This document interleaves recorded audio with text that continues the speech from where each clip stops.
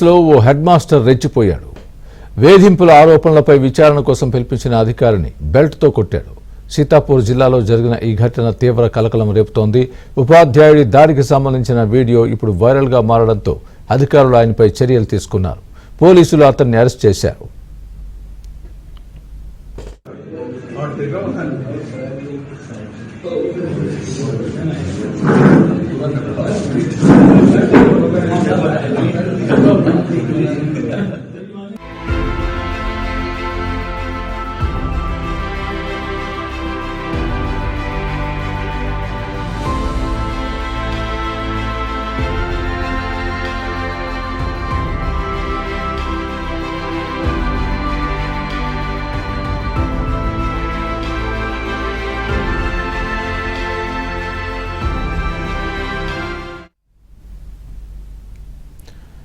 యూపీలో మహమ్మదాబాద్లోని ప్రాథమిక పాఠశాల ప్రధానోపాధ్యాయుడు బిజేంద్ర కుమార్ వర్మ తనను వేధిస్తున్నాడని ఆరోపిస్తూ అదే పాఠశాలకు చెందిన అసిస్టెంట్ టీచర్ విద్యాధికారికి ఫిర్యాదు చేశారు.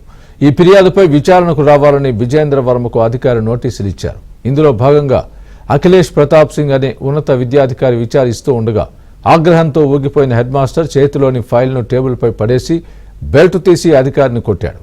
దుర్భాషలాడుతూ దాడి చేశాడు. ఈ ఘటనకు సంబంధించిన దృశ్యాలు అక్కడే ఉన్న సీసీ కెమెరాలో రికార్డయ్యాయి. హెడ్ మాస్టర్ను సస్పెండ్ చేసినట్లు విద్యాశాఖ తెలిపింది.